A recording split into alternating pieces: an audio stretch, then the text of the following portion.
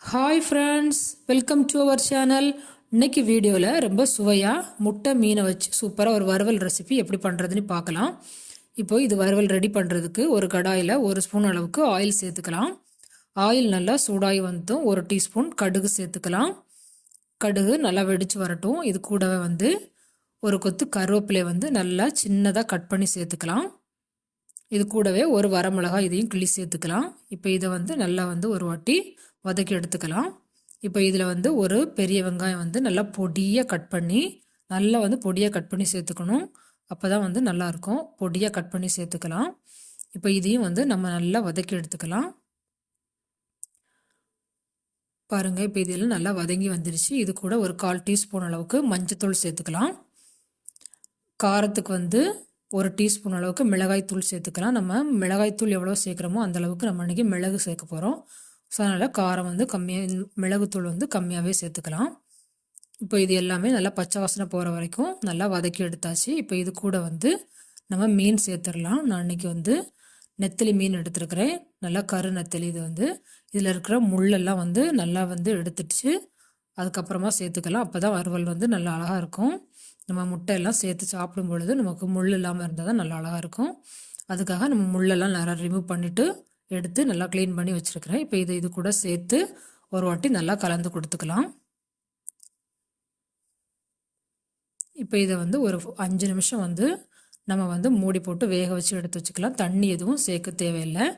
அதில் இருக்கிற தண்ணியிலே அதை நல்லா வெந்து வந்துடும். ஒரு 5 மினிட்ஸ் மூடி போட்டு அப்படியே விட்டுடலாம். நம்ம ஒரு 5 நிமிஷம் கழித்து பார்க்கலாம். பாருங்கள், இப்போ பார்த்தீங்க அப்படின்னா நம்ம தண்ணி விட்டு அழகாக மீனெல்லாம் சூப்பராக வெந்து வந்துருச்சு. இப்போ நம்ம மீனுக்கு தேவையான அளவுக்கு கொஞ்சோண்டு உப்பு சேர்த்துக்கலாம். உப்பு சேர்த்து நல்லா நைஸாக ஒரு வாட்டி கலந்து விட்டுக்கலாம். இப்போ இதில் முட்டை சேர்க்குறதுக்காக நான் இன்றைக்கி 3 முட்டை எடுத்துருக்கிறேன். பாருங்கள், 3 முட்டை எடுத்துருக்கிறேன். இதை நல்லா கொஞ்சம் உப்புக்கு முட்டைக்கு தேவையான அளவு உப்பு சேர்த்து நல்லா நம்ம கலக்கி எடுத்துக்கலாம். இப்போ முட்டை ஊற்றுறதுக்கு முதல்ல மீனெல்லாம் நம்ம லைட்டாக ஒரு அருவில் ஒதுக்கி வச்சுட்டு அதுக்கப்புறமா அதை நடுவில் முட்டையை ஊற்றிக்கலாம். இப்போ நம்ம இது கூடவே முட்டையை ஊற்றணும் அப்படின்னா நமக்கு மீன் நல்லா பொடிஞ்சு வந்துடும். ஸோ அதுக்காக இப்போ இந்த மாதிரி ஊற்றிருக்கிறேன். இப்போ இந்த முட்டை நல்லா திரண்டு வரட்டும். அதுக்கப்புறமா நம்ம எல்லாத்தையும் நல்லா மிக்ஸ் பண்ணி எடுத்துக்கலாம்.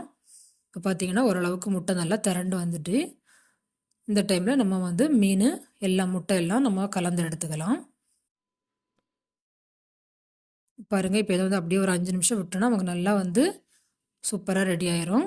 இப்போ நமக்கு சூப்பராக எல்லாம் தண்ணி எல்லாம் நல்லா ட்ரை ஆகி சூப்பராக எல்லாம் மிக்ஸ் ஆகி வந்துடுச்சு. இப்போ ஃபைனலாக ஒரு டீஸ்பூன் அளவுக்கு மேலே மிளகுத்தூள் சேர்த்துக்கலாம். மிளகாய்த்தூள் எவ்வளோ சேர்த்துருக்கோமோ அந்த அளவுக்கு மிளகுத்தூள் சேர்த்துக்கலாம். சேர்த்து எல்லாத்தையும் ஒரு வாட்டி நல்லா கலந்து எடுத்துக்கலாம். ரொம்ப அருமையாக இருக்கும் இது.